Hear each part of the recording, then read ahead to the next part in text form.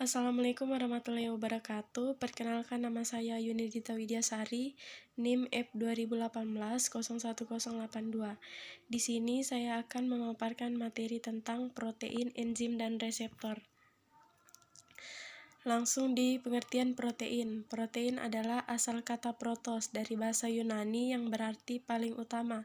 Adalah senyawa organik kompleks yang berbobot molekul tinggi yang merupakan polimer dari monomer asam amino yang dihubungkan satu sama lain dengan ikatan peptida. Molekul protein mengandung karbon, hidrogen, oksigen, nitrogen, dan kadangkala sulfur serta fosfor. Protein berperan penting dalam struktur dan fungsi sel makhluk hidup dan virus. Protein merupakan salah satu dari biomolekul raksasa selain polisakarida, lipid, polinukleotida yang merupakan penyusun utama makhluk hidup. Selain itu, dalam biokimia, protein ditemukan oleh Jöns Jacob Berzelius pada tahun 1838. Fungsi dari protein. Protein sangat besar perannya dalam proses metabolisme tubuh, terutama dalam pembentukan sel-sel baru untuk menggantikan sel yang rusak. Selain itu, fungsi protein lainnya adalah: yang pertama, dia bisa berfungsi sebagai enzim; yang kedua, alat pengangkut; yang ketiga, pengatur gerakan; yang keempat, penyusun jaringan; yang kelima, protein cadangan; yang keenam, antibodi; yang ketujuh, pengatur reaksi; yang ke-8, pengendali pertumbuhan. Yang pertama, enzim. Sebagai enzim, yaitu enzim merupakan biokatalis bagian utama molekul. Enzim yang disebut apoenzim yang merupakan molekul protein. Yang kedua, alat pengangkut atau protein transport.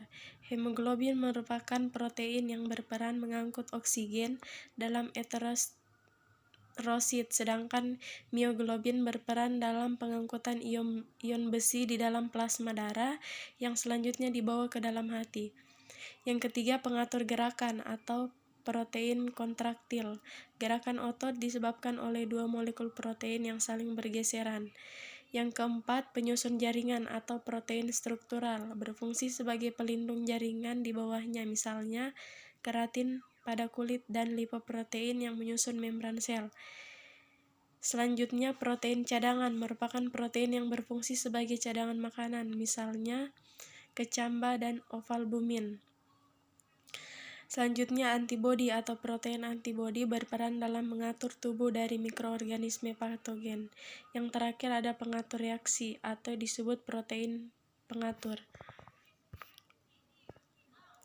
Lanjut di uji protein, yaitu ada uji Biuret. Reaksi yang digunakan adalah larutan NaOH 40% dan larutan CuSO4 1%. Uji timbal 2 asetat, yaitu reaksi yang digunakan adalah larutan NaOH 40% dan kertas saring yang dibasahi larutan PbCH3COO. Yang ketiga, uji xanthoproteat, yaitu reaksi yang digunakan adalah asam nitrat pekat atau asam asetat pekat dan dapat juga asam sulfat pekat. Sedangkan metode pembuktian protein yaitu ada tes UV absorpsi, ada reaksi xanthoprotein, ada reaksi Milon, reaksi ninhidrin, reaksi Biuret, reaksi Bradford, dan reaksi protein berdasar Lowry. Lanjut di sumber protein. Sumber protein bisa didapatkan dari daging, ikan, telur, susu, tumbuhan berbiji, suku polong-polongan, dan kentang. Sumber protein yaitu guna mendapatkan manfaat protein yang maksimal, akan lebih baik jika sumbernya berasal dari makanan laut atau boga bahari yang memiliki kandungan protein yang tinggi dan biasanya rendah lemak. Beberapa jenis makanan laut seperti ikan salmon juga kaya akan asam lemak omega 3 yang sangat baik untuk kesehatan jantung. Yang kedua, susu, keju, dan yogurt. Selain menjadi sumber protein yang baik, susu dan produk olahan susu juga mengandung kalsium dan vitamin D yang berfungsi menjaga kekuatan tulang dan gigi serta mencegah osteoporosis. Yang ketiga, daging. Disarankan untuk memilih daging putih atau ayam, ikan tanpa kulit dibanding daging merah, sapi atau kambing. Ini karena daging merah mengandung lebih banyak lemak. Yang keempat ada telur, yaitu bahan makanan yang terjangkau dan bergizi. Tak hanya tinggi protein, telur juga mengandung vitamin B, folat, selenium, dan kolin.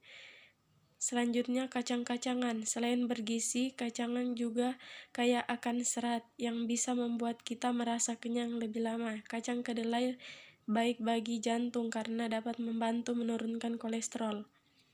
Protein dari sumber hewani disebut protein lengkap karena mengandung 9 asam esensial, sedangkan protein nabati dianggap tidak lengkap karena tidak memiliki satu atau lebih asam amino esensial.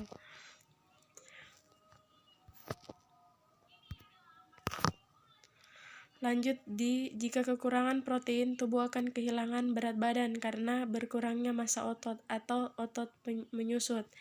Sering mengalami infeksi karena sistem kekebalan tubuh melemah, kelelahan otot, pembengkakan di tubuh, adanya gangguan dan pertumbuhan sel, rontok rambut, diare, perlemakan hati, anemia hingga mengalami kondisi malnutrisi energi protein seperti kwashiorkor dan marasmus.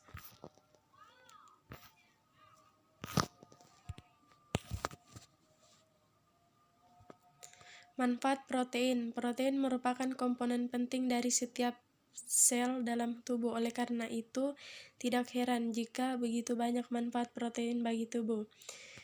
Diperlukan dalam pembentukan tulang, otot, tulang rawan, kulit, darah. Yang ketiga, membangun, memperkuat, dan memperbaiki atau mengganti jaringan tubuh. Contoh keratin dan memperkuat rambut serta kolagen dan elastin yang menunjukkan jaringan ikat dan kulit. Selanjutnya, membantu tubuh merasa kenyang lebih lama.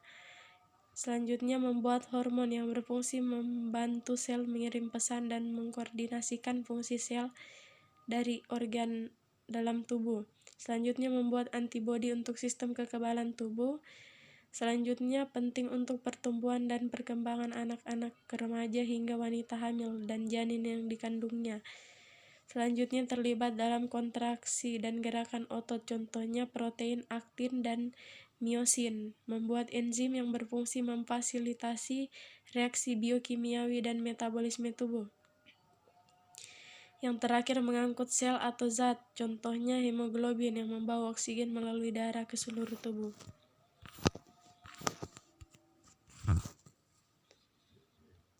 Fungsi seluler. Protein merupakan aktor utama dalam sel yang banyak terlibat dalam proses regulator. Enzim merupakan protein yang terlibat sebagai katalisator dalam berbagai macam reaksi kimia di dalam tubuh. Antibodi merupakan protein khusus yang berperan penting dalam pertahanan tubuh, penyisalan sel, dan pengikatan ligan, yaitu banyak protein yang terlibat dalam proses penyialan sel dan terduksi sel, contohnya yaitu insulin yang berperan penting dalam pengaturan glukosa dalam darah. Yang terakhir itu protein struktural yang berperan dalam kekerasan dan kekakuan komponen biologis. Kebanyakan protein struktural yaitu protein fibros sebagai contoh kolagen.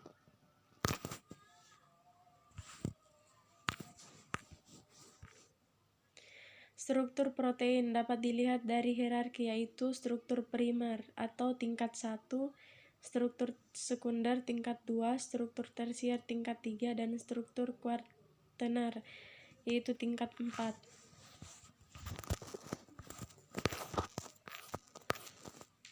Struktur primer protein merupakan urutan asam amino penyusun protein yang dihubungkan dengan ikatan peptida atau amida. Friedrich Sanger merupakan ilmuwan yang berjasa dengan temuan metode penentuan deret asam amino pada protein dengan penggunaan beberapa enzim protease yang mengiris ikatan asam amino tertentu yang menjadi fragen peptida yang lebih pendek untuk dipisahkan lebih lanjut dengan bantuan kertas kromatograf. Urutan asam amino menentukan fungsi protein pada tahun 1957. Vernon Ingram menemukan bahwa translokasi struktur sekunder protein adalah struktur 3 dimensi lokal dari berbagai rangkaian asam amino pada protein yang distabilkan oleh ikatan hidrogen.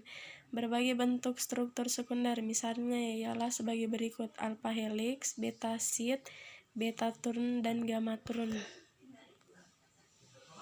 Struktur tersier yang merupakan gabungan dari aneka ragam dari struktur sekunder, yaitu biasanya berupa gumpalan beberapa molekul protein yang dapat berinteraksi secara fisik tanpa ikatan kovalen yang membentuk oligomer yang stabil. Contoh struktur kuartener yang terkenal yaitu enzim ribosco dan insulin.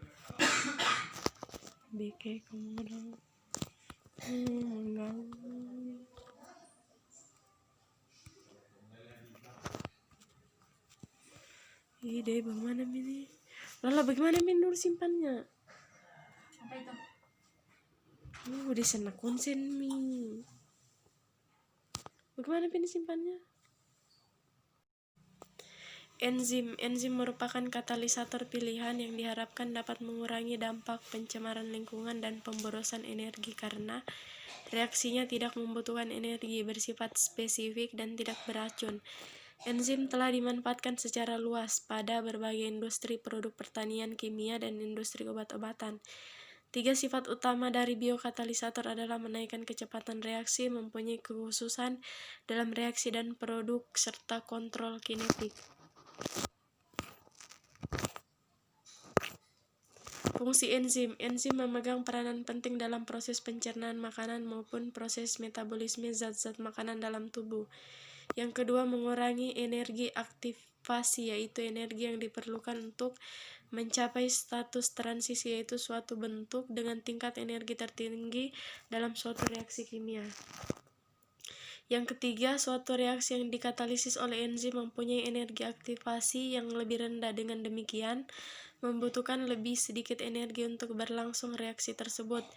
Enzim mempercepat reaksi kimiawi secara spesifik tanpa pembentukan hasil samping dan bekerja pada larutan dengan keadaan suhu dan pH tertentu. Di sini ada enzim, yaitu enzim terbagi menjadi enzim sederhana dan konjugasi. Sedangkan struktur enzim yaitu enzim, apoenzim, haloenzim. Pada apoenzim terbagi menjadi tersusun atas protein, sedangkan haloenzim yaitu terdiri atas protein dan non-protein. Pada non-protein tersusun atas prostetik dan koenzim.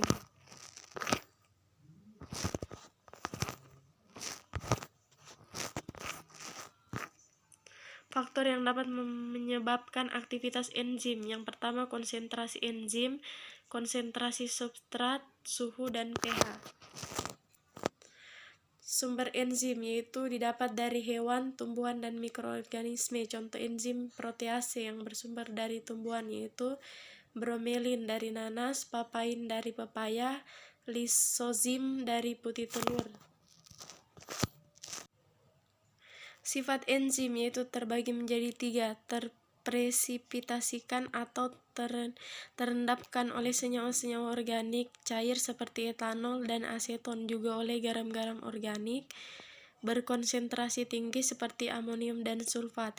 Yang kedua, dapat terdenaturasikan oleh panas. Yang ketiga, memiliki bobot molekul yang relatif besar sehingga tidak dapat melewati membran semi permeabel atau tidak dapat terdialisis. Aktivitas enzimatis. Enzim sebagai biokatalisator berstruktur protein dalam mekanisme kerja aktivitasnya dipengaruhi oleh beberapa faktor antara lain pH, suhu, konsentrasi substrat, konsentrasi enzim, kehadiran aktivator atau inhibitor. Pengertian enzim protease yaitu enzim yang berperan dalam reaksi pemecahan protein. Enzim ini akan mengkatalisis reaksi-reaksi hidrolisis, yaitu reaksi yang melibatkan unsur air pada ikatan spesifik substrat yang berdasarkan cara hidrolisisnya. Protease dibedakan menjadi proteinase dan peptidase. Proteinase menghidrolisis molekul protein menjadi polipeptida, sedangkan peptidase menghidrolisis fragmen polipeptida menjadi asam amino. Sumber enzim protease. Enzim protease dapat dihasilkan oleh tanaman, hewan, dan mikroorganisme. Enzim protease yang digunakan dalam bidang industri umumnya dihasilkan oleh mikroorganisme. Protease hewan itu terdiri dari tripsin, pepsin, renin, dan chymotrypsin. Endopeptidase terbagi menjadi 4 kelompok, yaitu protease serin, protease sistein, protease aspartat, dan protease metal. Protease serin yaitu endopeptidase yang mempunyai residu sistein reaktif dan pH optimum mendekati netral.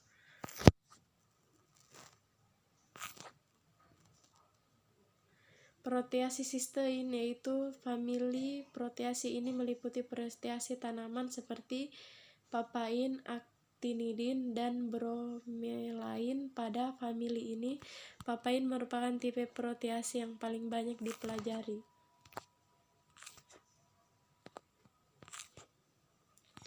Protease aspartat yaitu protease yang umumnya mempunyai aktivitas katalitik maksimum pada pH asam.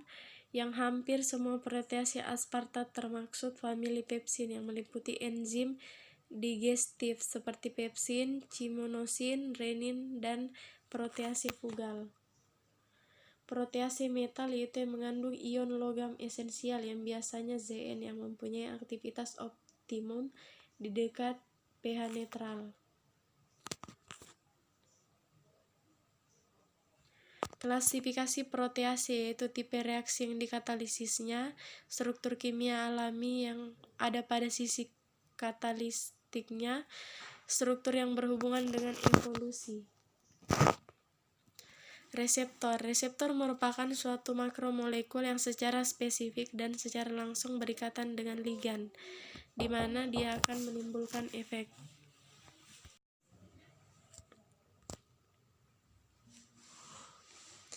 Reseptor mengenal dan mengikat suatu ligan dengan spesifitas yang tinggi dan meneruskan signal ke dalam sel melalui beberapa cara, yaitu yang pertama, perubahan permeabilitas membran, yang kedua, pembentukan second messengers atau pembawa pesan, yang ketiga, mempengaruhi transkripsi gen.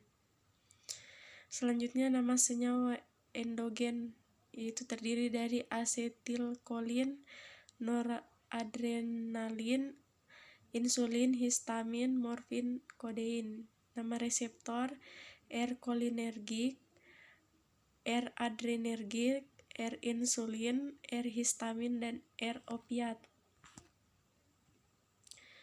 Fungsi reseptor terbagi menjadi dua, yaitu yang pertama mengenal dan mengikat suatu ligan atau obat yang spesifitas yang tinggi, yang kedua meneruskan signal ke dalam sel melalui perubahan permeabilitas membran, pembentukan second messengers, dan mempengaruhi transkripsi gen.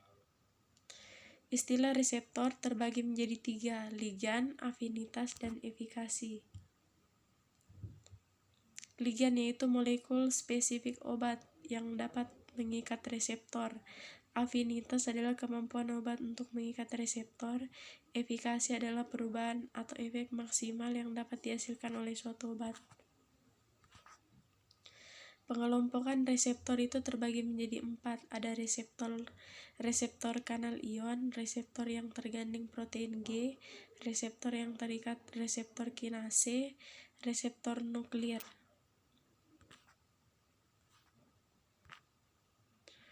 Reseptor kanal itu berperan sebagai pengikat ligan spesifik sekaligus sebagai kanal untuk keluar masuk ion.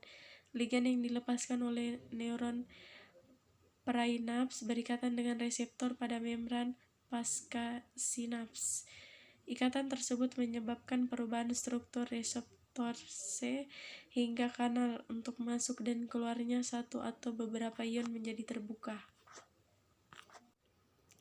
Selanjutnya ada reseptor tirosin. Kinase berperan sebagai pengikat molekul sinyal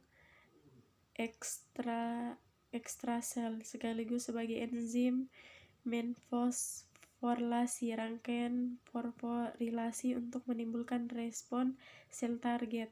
Domain ekstraksel untuk berperan dalam mengikat molekul sinyal, sementara domain intrasel yang ATP kepada protein intraseluler. Untuk dapat mengaktifasi protein kinase suatu molekul sinyal harus menyatukan dua monomer menjadi satu dimer.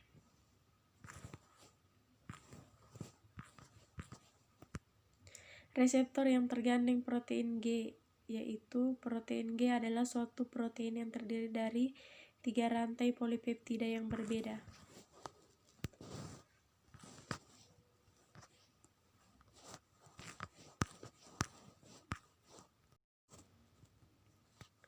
Selanjutnya, 6 transmembran berikatan dengan G protein dapat dilihat dari gambar ini. Ini merupakan 6 transmembran yang berikatan dengan G protein.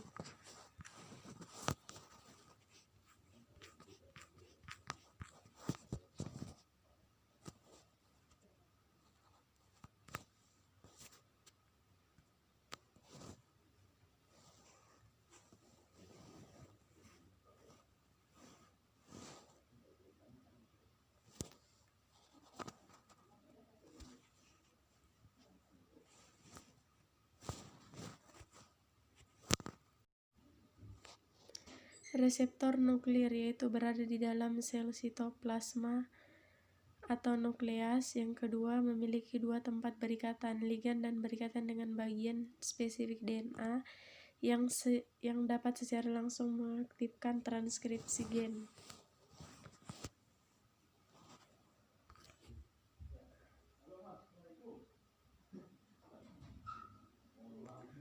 Ini merupakan gambar dari transkripsi gen.